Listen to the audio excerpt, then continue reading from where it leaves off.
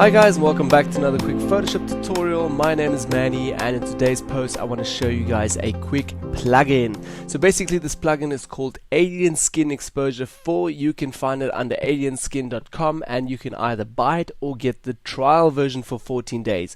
Now this plugin works for Photoshop and Lightroom for CS5 and CS6. Pretty easy to install, just double click on the program and it will install itself. Okay, so let's get started. First of all, I'm just here on my original layer, as you guys can see, just imported it through Camera Raw, and I'm not going to create a duplicate today because we will work with the plugin and that will create its own layer. Okay, so select the original layer, we're going to go all the way over to filter, and to find this plugin you're going to go to Alien Skin Exposure 4. Select that and you'll see a complete new window will pop up, and in here you are now able to work in this plugin. So over here I just have a rough adjustment already. I'm just going to change a few things so we can start from scratch. Okay, so basically overall this is how the plugin looks like, and on the left hand side you've got generally just your layer that you imported. So we have our original layer. Underneath of that you've got some factory and some user settings if you saved some of your presets already. If not, they will be all under factory like mine are at the moment. Then you got some settings under here where you can choose actually if you want to see all presets, color or black and white, or if you want to search for a preset. Now if I'm going to go to color, you will directly see how the presets down here change already, so you'll just have all your color presets. Let's go back to all and we can see all our presets. Then down here is a save button. If you want to save a preset that you created on your own, you can just hit save and you can rename it and it will be saved under your user settings. We're going to do that in a minute. Let's go back to factory. Okay, down here or in the middle actually you've got your preview window, and to see what you're actually doing to your image and what the preset is looking like that you're working on at the moment. Down here a move button, a zoom button, also fit to screen size. Then also in the middle here, which is pretty nice, you can choose between a before and after screen. So I'm going to choose the middle one here, and now I've got my before and after to see what I'm doing. Then also some blog updates and some info from their website. Then on the right hand side we've got again a few adjustment sliders like in Camera Raw or Lightroom. So on the right hand side you can just tweak your adjustments again to tweak and fine tune your preset as well. Alright, so let's get going on this. First of all, on the left hand side here we're just going to choose a random preset now. So today I'm not going to worry about my image and the way it looks like. I just want to show you guys how this plugin functions and what you're able of doing in this plugin. Alright, so over here, cinema look, I'm just going to go in here and maybe say bleach bypass. Okay, I'm going to select the first bleach bypass, and also if I'm going to scroll through here, you can directly see here at the top what the preset actually looks like. So this one has scratches. If you're going to select it, it will also show up in here. This is actually pretty nice. Let's work with this one today. So it's going to call Technicolor Process 2 Fader and so on scratches. Okay, select that. I'm just going to minimize this a little bit, and now let's go to our right hand side. So overall as well you can see our before and after already, but now the nice thing is in this preset or in this whole plugin you can now fine tune your preset, which is pretty handy. Okay, so over in color, and in here color intensity, I want to keep that to 100%. Then film type, if you want to keep it to color, you can keep it to color, or choose also black and white, which will give you a black and white adjustment. I'm going to go back to color, and now under color filter you've got a few adjustments to tweak in here, but what is really nice, you can actually choose again from a preset. So over here go to presets, and in here say color filter. You want to have a little bit of cooling filter, or you want to have a cyan, green, whatever you want to have. I'm just going to say blue now for the moment, and now the nice thing is you can actually tweak that preset again. So if you say it's a little bit too much blue, or a little bit too warm, a little bit too cool, you can actually change that a little bit and move it all a bit over to get a bit warmer effect. Then down here color saturation, again a complete new window or section here. Again a few adjustments from master in the shadows, midtones, highlights, and you can also work in different color palettes.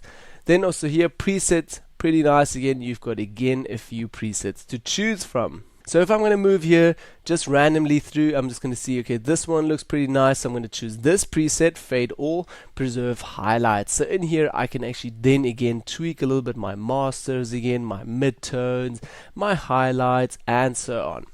Next step that we can do is go to tones. So say in tones you want to tweak the tones a little bit. So you can go actually again into your adjustment over here. This will just apply onto the tones. So again, you've got some presets to choose from. Say we're going to say low contrast or harsh landscape. Okay, I'm going to select that. Now if you want to, you can work in different RGB channels again, or you can just tweak your curve over here and also tweak down here just with some sliders. So if you prefer the sliders and not the curve, then you can go down here and slide that. Then split toning, if you want to work with that, we're going to say yes today. So in here again, some presets to work with. I'm just going to select a really random one. This one looks pretty nice. Creamy highlights, cyan shadows. Okay, so I'm going to select that, and in here I can again change my strength and also change the color a little bit, which is also pretty nice. Okay, that's good. Then we're going to go to focus. In focus again, just roughly show you guys, okay, some presets just to go get a glamour shot, a lens warp or sharpen or whatever. You can just again choose a different preset. I'm going to select off now and just sharpen my amount self a little bit. So just take my amount up a little bit and my radius down. Threshold, I'm not going to work with that. And if you want to create some blur over here, you can just change your opacity and create some really random blur over there, which I'm not going to do now. So I'm going to take it all the way down again and keep it like that. Then if you want to add some grain, we're going to go over here in grain. I'm not going to play too much with this, but as you guys can see again, you've got your presets over here. You can choose some presets over all grain strength if you want to. I'm just going to take this down a little bit. Then also amount in the shadows, in the midtones, in the highlights, how much you want it in there. Type, if you want to have a rough color variations, push processing, and so on. Size, yeah, this is pretty nice actually if you want to create a grain effect. Then ER, if you want to just change your presets in here again a little bit, or you want to add a little bit of a color contrast or halation opacity. I'm not working too much with this, but maybe see what this will give us. Just a little bit of a glow, like a push highlight effect.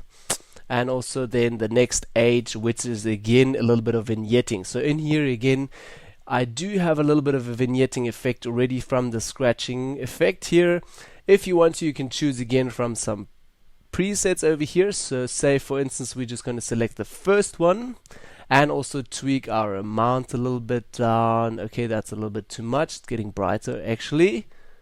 Okay, size, randomness, softness, distortion, lump size, and so on. You can again tweak that vignetting pretty nice, which is pretty handy. Then last step down here, which I also want to show you, textures. Under texture you got again some presets. I actually have already dust and scratch to select. I think this is because of the preset. We already selected this presets with scratches and so on, so they already selected a preset under our texture here as well. But if we go in here, you can actually say off. Now it's completely gone, as you guys can see. Or if you're going to select it again and so on, and protect center, if you want to protect your center a little bit. I don't want to protect the center at all at the moment, so I'm going to keep it to 0. So in here, as you guys can see, you've got a few options to just tweak and adjust that preset again, which is pretty nice.